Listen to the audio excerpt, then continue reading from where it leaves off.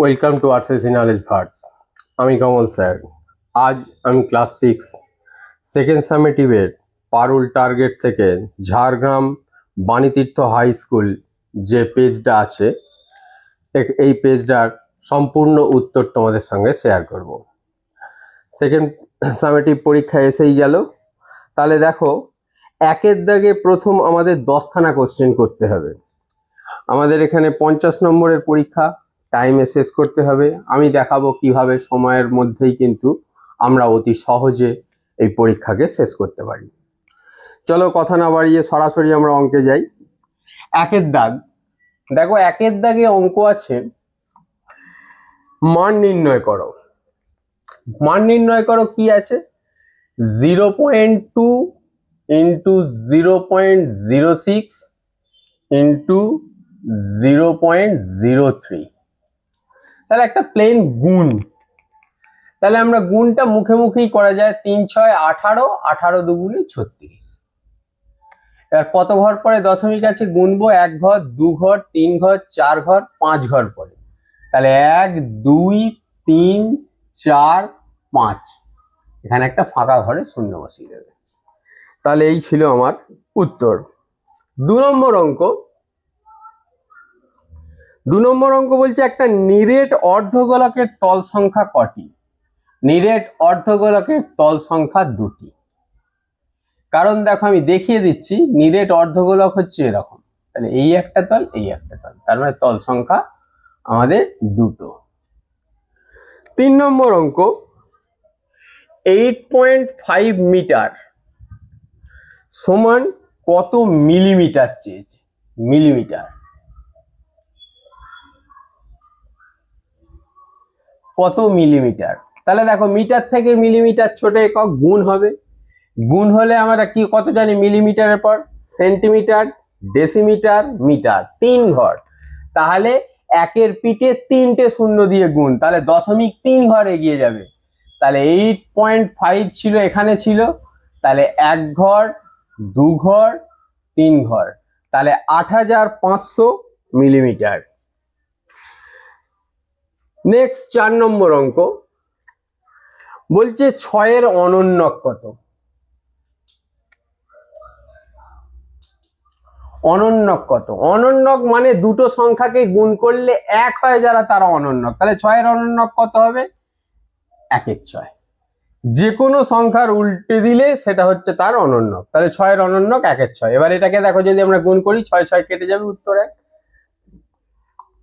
5 নম্বর অঙ্ক বলছে কথায় লেখো x/3 - p। তাহলে একে যদি আমরা কথায় লিখি তাহলে কি হবে?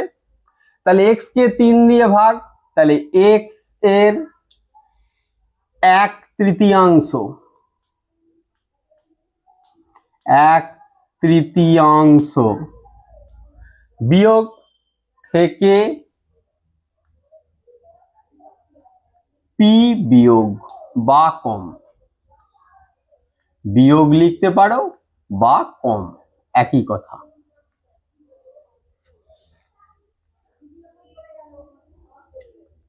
6 নম্বর অঙ্ক বলছে আয়তঘন 9 কোনটা? তাহলে আয়তঘন 9,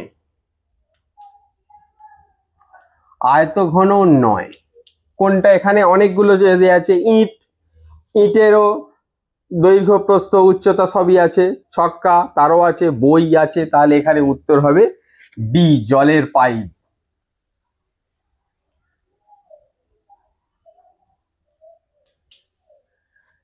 6।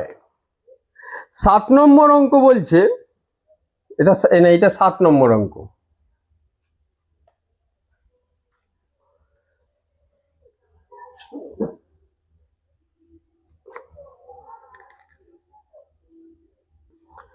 সরি, আমার একটা 4 নম্বর অঙ্ক এখানে বাদ চলে গেছে। এইটা হচ্ছে 6 নম্বর অঙ্ক। 4 নম্বর অঙ্ক একটা ছিল। 4 নম্বর অঙ্কের একটা অঙ্ক ছিল 0.15 এর 15%। তাহলে 0.15 এর মানে গুণ, 15% মানে 15/100। তাহলে এটা যদি আমরা কাটাকুটি করি তাহলে কি হবে, এটা এই দশমিকটা উঠলেও আমাদের নিচে 100, বাদ 15 15 225 বাই একের পিঠে 4টে শূন্য, 0.4 ঘর পিছিয়ে দাও, তাহলে 225, এখানে 1 ঘর 2 ঘর 3 ঘর 4 ঘর, তাহলে 0.15 এর 15% মানে হচ্ছে 0.0225।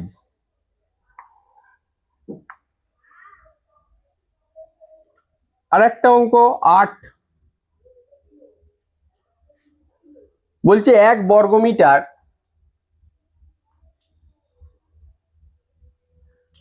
সমান কত বর্গ সেন্টিমিটার। দেখো মিটার থেকে সেন্টিমিটার, সেন্টিমিটার পর ডেসিমিটার, মিটার 2 ঘর, তাহলে মিটার থেকে যদি সেন্টিমিটারে যেতাম 100 দিয়ে গুণ করলে হয়ে যেত। যেহেতু এখানে বর্গ কথা লেখা আছে, বর্গ কথা হলেই, বর্গ থাকলে আমরা কি করব, ডবল ডিফারেন্স করব। তাহলে যেটা একের পিঠে 2টো শূন্য বসতো, এখানে একের পিঠে 4টে শূন্য বসবে, তাহলে এটা হবে 10,000 বর্গ সেমি। বর্গ হলে সবসময় জেনে রাখবে ডিফারেন্সটা ডবল হয়। এই কটা অঙ্ক এখানে ছিল, আর একটা আমাদের এখানে 8 নম্বর পর্যন্ত হলো, আমাকে 10খানা অঙ্ক এখানে করতে হবে। আমরা আর দুটো অঙ্ক দেখব।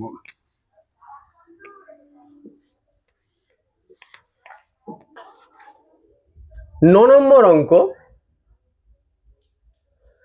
বলছে একটা চতুস্তলকের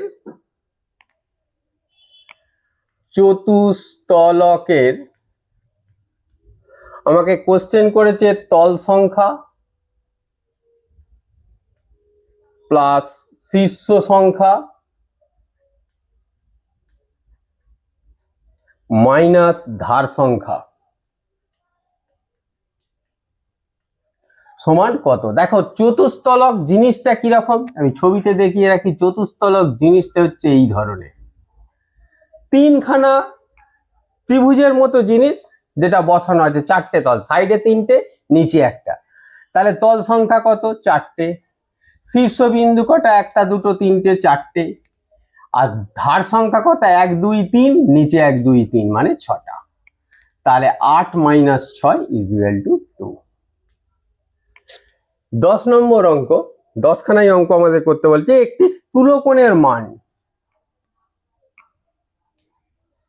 তাহলে স্থূলকোণ,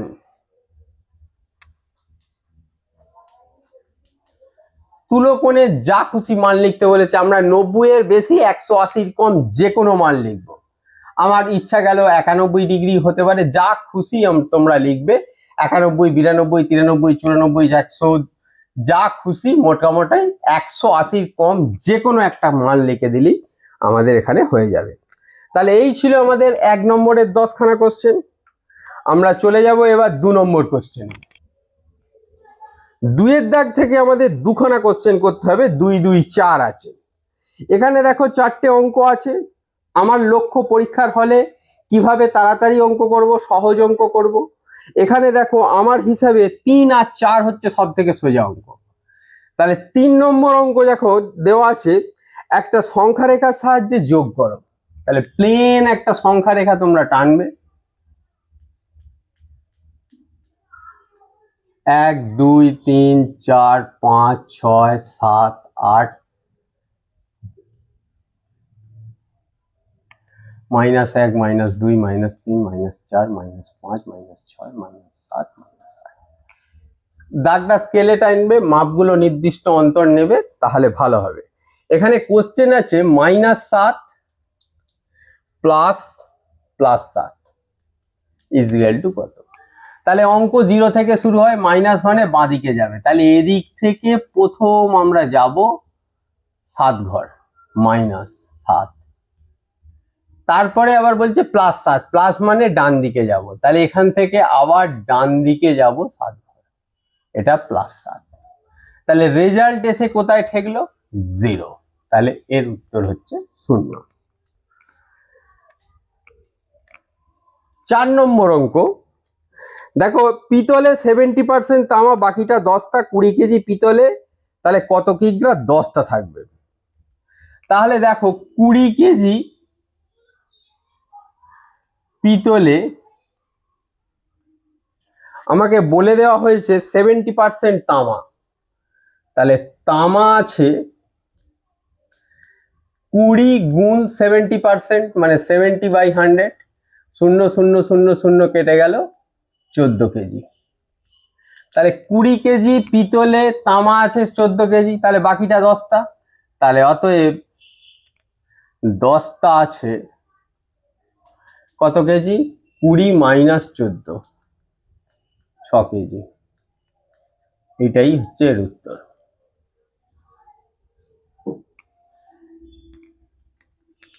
এই ছিল দুখানা অঙ্ক, দুখানা করতে হবে, 2 2 4।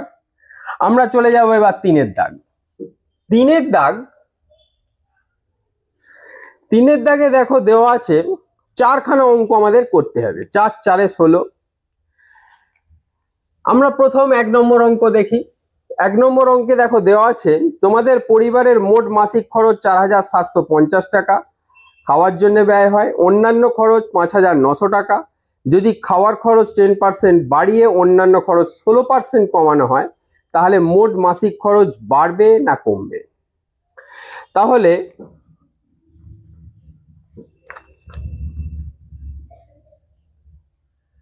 মোট মাসিক খরচ, আমরা দুটো খরচ যেটা দেওয়া আছে আগে যোগ করে দিই। 4,750 প্লাস 5,900, এটা যদি যোগ করে দিই তাহলে 50, 9 আর 7 16, 6 হাতে রইল 1, 5 আর 5 10, 10,650 টাকা হচ্ছে আমার সংসার খরচ। এবার বলছে খাওয়ার খরচ 10% বাড়ানো হবে, তাহলে খাওয়ার খরচ কত ছিল? তাহলে খাওয়ার খরচ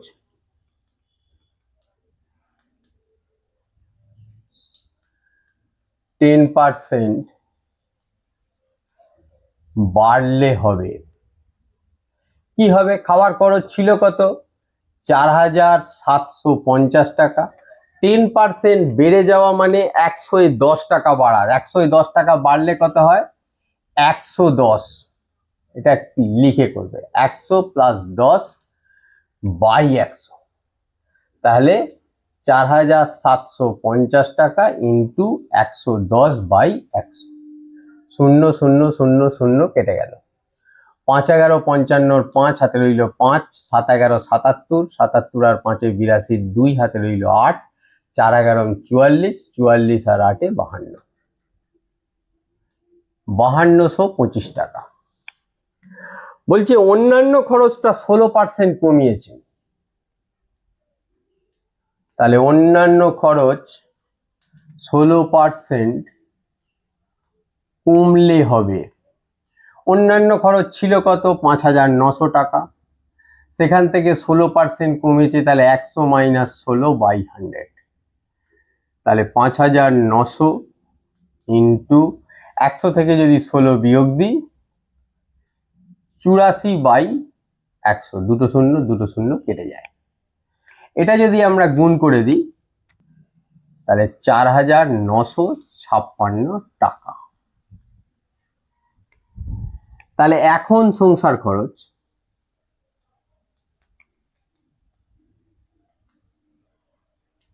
কত?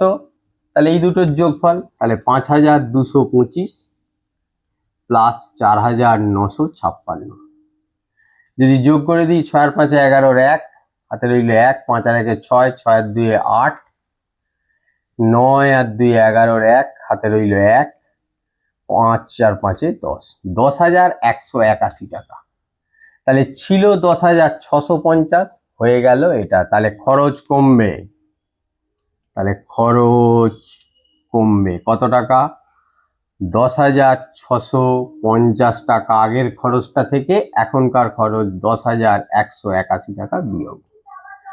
1 কয় দিতে 10, 9 দিতে হাতে রইল 1, 9 কয় দিতে 15, 6 দিতে হাতে রইল 1, 2 কয় দিতে 6, 4 দিতে, তাহলে 469 টাকা খরচ কিন্তু কমবে। এটাই হচ্ছে আমাদের উত্তর। নেক্সট অঙ্কে যাব আমরা। এটা গেল আমাদের একটা উত্তর। আমাকে এখানে 4খানা অঙ্ক করতে হবে। 2 নম্বর অঙ্ক দেখো, দেওয়া আছে 4 অঙ্কের বৃহত্তম পূর্ণবর্গ সংখ্যা বের করো যা 12, 18, 30 দ্বারা বিভাজ্য। তাহলে এই অঙ্ক যদি করতে যাই তাহলে 12, 18, 30 এইটার আগে আমাকে লসাগু করতে হবে।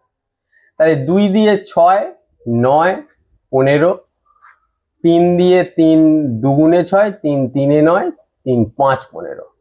তাহলে নির্ণেয় লসাগু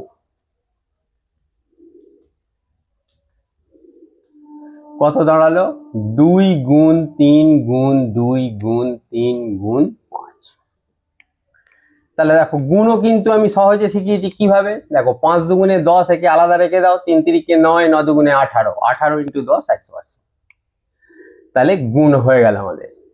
এবার দেখো 180 সমান কি বেরিয়েছে? 2 2 মানে 2 স্কয়ার, 2 3 3 স্কয়ার, 5 একটা। তাহলে এটা কিন্তু পূর্ণবর্গ সংখ্যা নয়।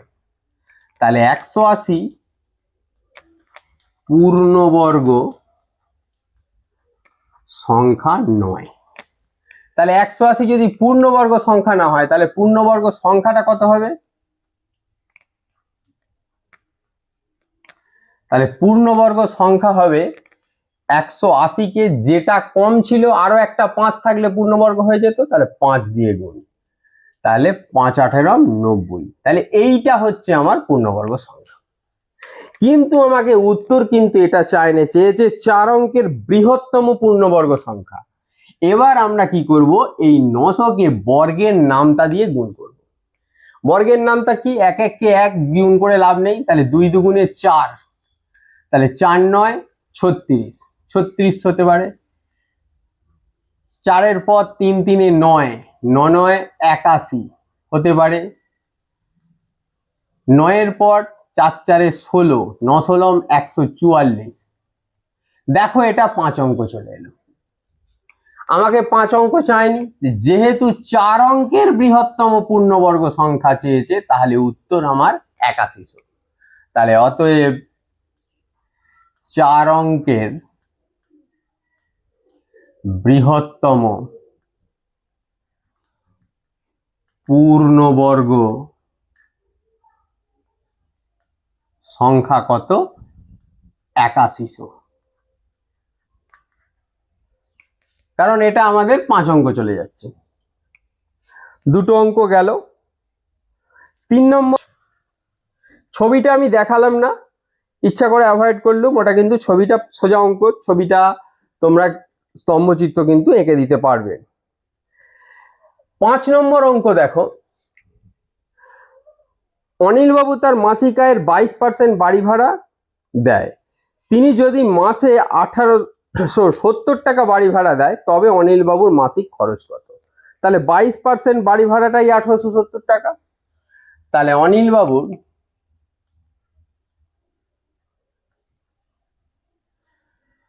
22% আয় সমান কত? সেটাই হচ্ছে বাড়ি ভাড়া 1870 টাকা।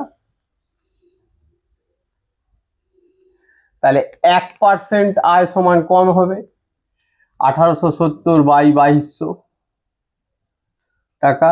আর আমরা জানি পার্সেন্টেজের ক্ষেত্রে সবসময় 100% হচ্ছে মোট আয়। তাহলে 100% আয় সমান 1870 × 100 বাই 22। এটা 11-র নামটাই কেটে যাবে। 11 2 22, 11 1 11, 7 11 77 0, 2 দিয়ে কাটলে 8 দুগুণে 16 5 সমান সমান 8500 টাকা। কারণ 85 × 100 মানে 8500। তাহলে অনিল বাবুর মাসিক আয়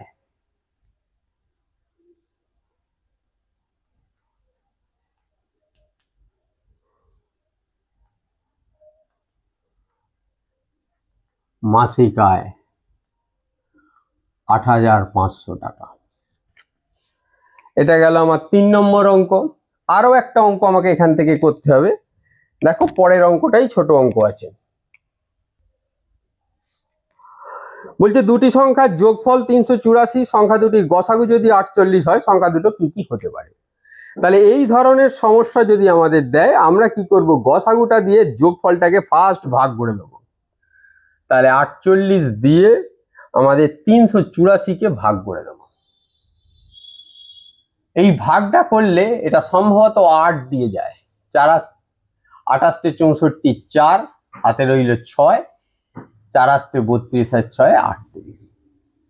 এই 8কে এবার আমরা কি করব, 8কে দুটি পরস্পর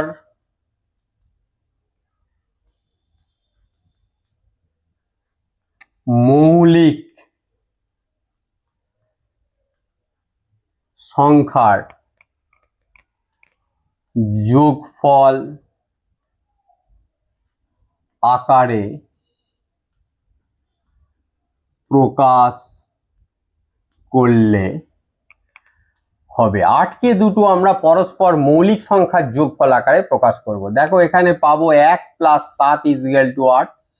পরস্পর মৌলিক মানে যাদেরকে গসাগু করলে উত্তর 1 হয়। 1 আর 7 দেখো গসাগু 1। আর একটা হতে পারে, সেটা হচ্ছে 3 আর 5 8।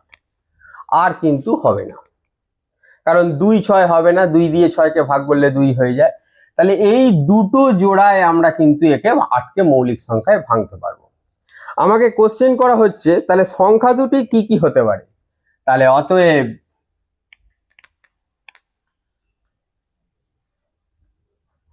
সংখ্যা জোড়া গুলি হতে পারে কি কি, যেটা পেয়েছি 1 7, গসাগু যেটা ছিল, তাহলে 1 × 48, 7 × 48, এটা একটা জোড়া। আর একটা জোড়া হবে কত, তাহলে 1 × 48 মানে 48, আর 7 8 56 6, হাতে রইল 5, 4 7 28 আর 5 33। তাহলে 48 336 একটা হতে পারে। আর একটা হচ্ছে 3 × 48, 48 × 3 আর 48 × 5।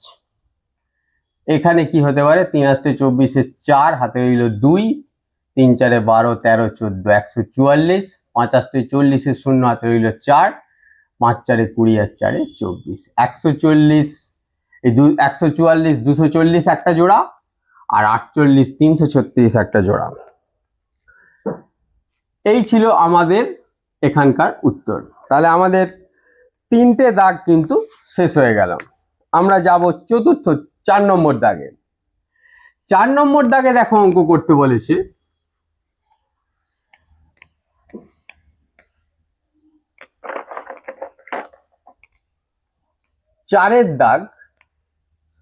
চারের দাগে বলা হয়েছে আমাকে 7-এর 3 গুণের সঙ্গে কত যোগ করলে 6 হবে। দেখো 7-এর 3 গুণ এর সঙ্গে কত যোগ করলে 6 হবে আমি জানি না। তাহলে কি করব, 1 নম্বর অঙ্ক। দেখো 7-এর 3 গুণ, তাহলে 7-এর 3 গুণ মানে কত, 7 × 3। এর সঙ্গে কত যোগ করলে, আমরা ধরে নিচ্ছি x ধরি, যোগ করলে কত হবে 6। তাহলে আমরা x পড়ে রইল। এই দেখো 3 7 21 প্লাস x = 6, তাহলে x = কত 6, এই 21 এপার থেকে এপারে এলে মাইনাস, তাহলে মাইনাস, প্লাসে মাইনাসে মাইনাস, 21 থেকে 6 গেলে 15, যত বড় তার সাইন মাইনাস, তাহলে x = 15। তাহলে আমাদের -15 যদি যোগ করি তাহলে উত্তর এটা বলছে। তাহলে কত যোগ করতে হবে, তাহলে -15 যোগ করতে হবে।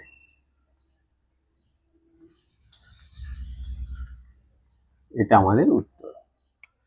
2 নম্বর অঙ্ক দেখো, এখানে 4টে অঙ্ক করতে হবে।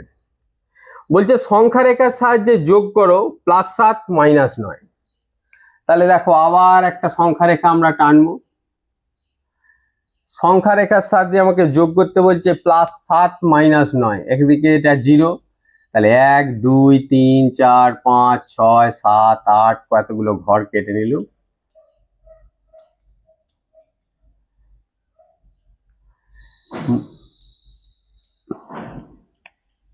-1 -2 -3 -4 -5 -6 -7 -8, সংখ্যা রেখা কাটা হয়ে গেল।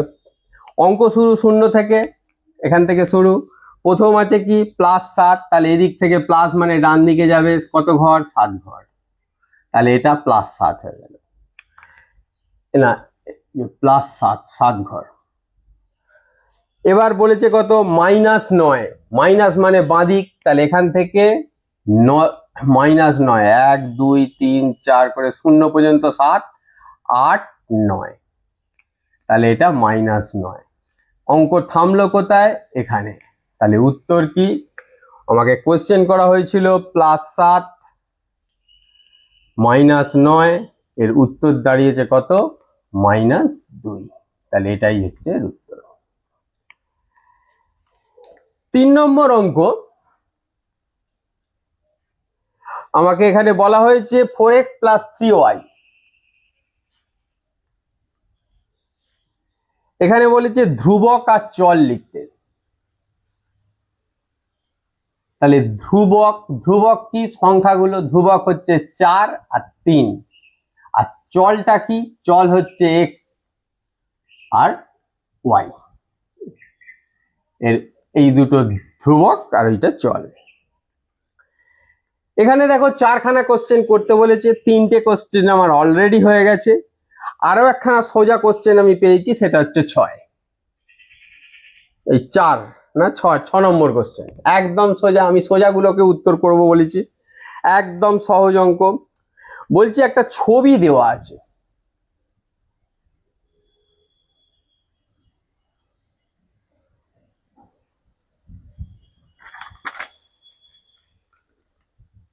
ABCDE, আমাকে এখানে কোশ্চেন করা হচ্ছে, বলছে সরল রেখাংশ আর রশ্মির নাম লেখো। তাহলে সরল রেখাংশ আর রশ্মি, তাহলে সরল রেখাংশ কোনগুলো, যাদের দুটো প্রান্ত বিন্দু আছে, দেখো দুটো প্রান্ত বিন্দু এই দুজনের আছে, তাহলে একটা BC আর একটা CD। আর রশ্মির একটা প্রান্ত বিন্দু আছে, একটা হচ্ছে BA বা BA, এটা হচ্ছে রশ্মি, আর একটা হচ্ছে DE রশ্মি। ব্যাস, দেখো 4টে কোশ্চেন অতি সহজে আমরা কভার করে দিয়েছি, আমাদের 4-এর দাগ কিন্তু শেষ। আমরা এবার যাব 6-এর দাগ, এই 5-এর দাগে, সরি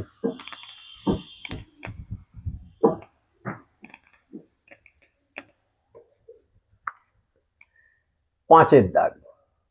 এই 5-এর দাগ থেকে আমাদের কিন্তু 6খানা কোশ্চেন করতে হবে। এখানে আমাদের অনেক গুণ 8খানা অপশন আছে, যে কোনো 6টা করব।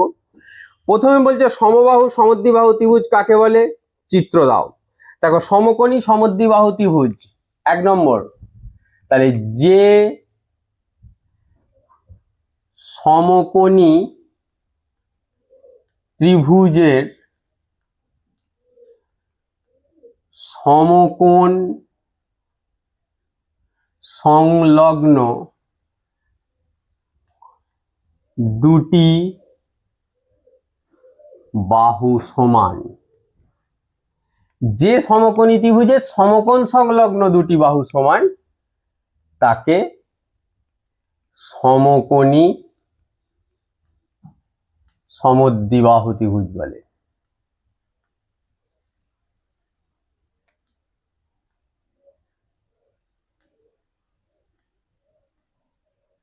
ছবি একটা তোমরা স্কেল দিয়ে। 2 নম্বর, সমরেখ বিন্দু কাকে বলে উদাহরণ দাও। একই সরল রেখার উপর অবস্থিত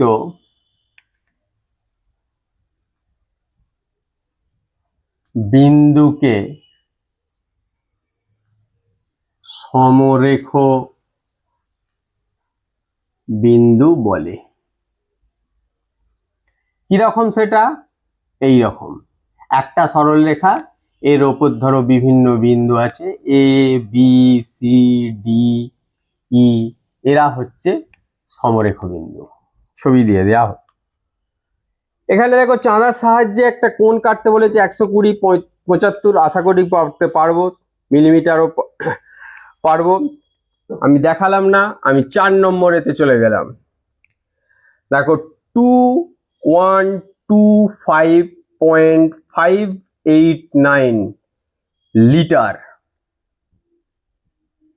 সমান আমাকে মিলিলিটার চা হয়েছে। কত মিলিলিটার? তার লিটারের পর কি ডেসিলিটার, সেন্টিলিটার, মিলিলিটার, আরো 3টে ঘর, ছোট একক, ছোট এককে গেলে গুণ হয়, যেহেতু 3 ঘরের ডিফারেন্স, 0.3 ঘর আমার কি হবে, গুণে এগিয়ে যাবে। তাহলে ছিল দশমিক, এখানে 3 ঘর এগিয়ে গেলে দশমিক একদম শেষে চলে যাবে, শেষে দশমিক কিন্তু লিখতে হয় না। তাহলে যেমন সংখ্যাটা আছে টুকে দেবো, 2125.589 মিলিলিটার।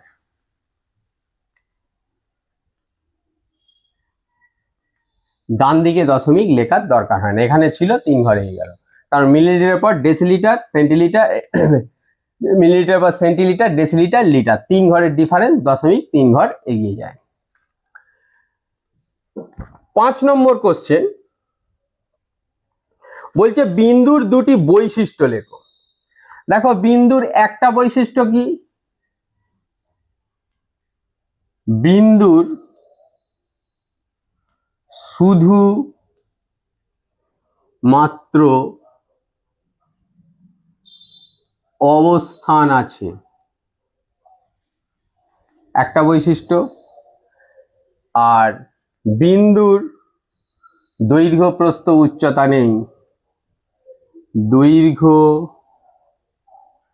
প্রস্থ উচ্চতা নেই। তাহলে বিন্দুর দুটো বৈশিষ্ট্য আমার হয়ে গেল, বিন্দুর শুধুমাত্র অবস্থান আছে, দৈর্ঘ্য প্রস্থ উচ্চতা এর কিছুই নেই।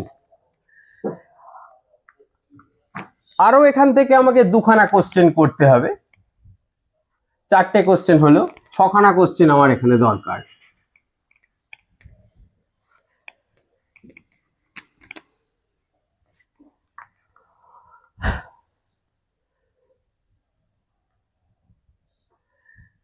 ছ নম্বর কোশ্চেনটা দেখো, বলছে একটি বর্গক্ষেত্রের একটি বাহুর দৈর্ঘ্য 5.2 সেন্টিমিটার, বর্গক্ষেত্রের পরিসীমা ও ক্ষেত্রফল কত?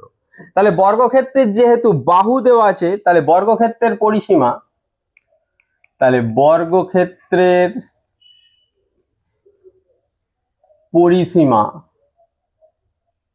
সূত্র কি, 4 গুণ বাহু। তাহলে 4 গুণ বাহু মানে কত, 4, বাহু আমার দেওয়া আছে কত, 5.2, তাহলে 4 দুগুণে 8, 4 পাঁচে 20, তাহলে 20.8 সেন্টিমিটার। এটা একটা উত্তর। বর্গক্ষেত্রের ক্ষেত্রফল চেয়েছে, বর্গক্ষেত্রের ক্ষেত্রফলের সূত্র কি, বাহু গুণ বাহু, তাহলে 5.2 ইন্টু 5.2, এটা আমরা গুণ করে দেবো, 2 দুগুণে 4, 5 দুগুণে 10, 5 দুগুণে 10, 5 5 25, 26, তাহলে 2704, দশমিক 1 ঘর 2 ঘর পরে, তাহলে 27.04 বর্গ সেমি। খেয়াল রাখবে ক্ষেত্রফল হলে কিন্তু বর্গ কথাটা আমাদের লিখতেই হবে, তা না হলে কিন্তু অঙ্ক ভুল হয়ে যাবে। লাস্ট কোশ্চেন, 8 নম্বর কোশ্চেন বলছে সমান্তরাল সরলরেখা কাকে বলে, চিত্র সহ লেখো। তাহলে একই সমতলে অবস্থিত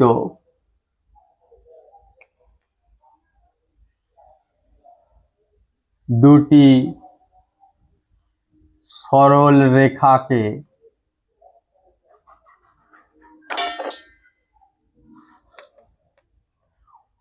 উভয় দিকে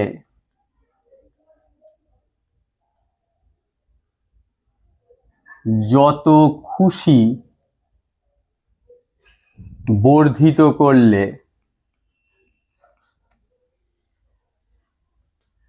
যদি পরস্পরকে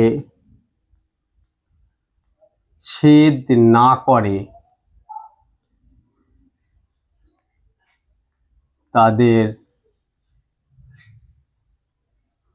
সমান্তরাল সরল রেখা বলে। এই ছিল সংজ্ঞা।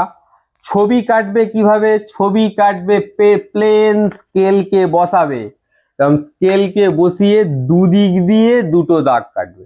এইভাবে দুদিক দিয়ে দুখানা দাগ যদি আমরা কাটি তাহলে দেখবে এরা সমান্তরাল হবেই। স্কেল বসিয়ে কাটবে, যা হোক কিছু নাম দিয়ে দেবে, ধরো ABCD লিখে দেবে, AB সমান্তরাল CD, এইটা সমান্তরালের চিহ্ন। এই ছিল আমাদের আজকের কোশ্চেন। দেখো আমি সময়ের মধ্যেই তোমাদের সব কটা কোশ্চেনের উত্তর করে দেখিয়েছি কিভাবে আমরা একটা পরীক্ষার পেজে আমরা অঙ্ককে কভার করব। অঙ্ক বাছাই হচ্ছে কিন্তু এখানে একটা খুব খুব ভাইটাল পার্ট। আমরা কোন অঙ্ক পরীক্ষার হলে বাছছি, এখানে কিন্তু সব অঙ্কেরই সমান ভ্যালু। আমি একটা বড় অঙ্ক করলে যে বেশি নম্বর পাবো সেটা কোনো মানে নেই, কিন্তু আমাকে ঠিক করতে হবে, এটাই হচ্ছে মেন ব্যাপার। অতএব অঙ্ক বাছাইটা একটু ভালোভাবে বাছবো। আশা করি তোমাদের যদি কোনো বুঝতে অসুবিধে না হয় তাহলে অবশ্যই সঙ্গে থাকবে। যাদের এখনো সাবস্ক্রাইব করা নেই তারা সাবস্ক্রাইব করে নেবে, ভালো লাগলে লাইক করবে, বন্ধুদের সঙ্গে শেয়ার করে দিলে এটা আরো ভালো হয়। সকলে ভালো থাকবে। আজকের ক্লাস এখানেই শেষ করলাম, পরের ক্লাসে আবার তোমাদের সাথে আমার দেখা হবে।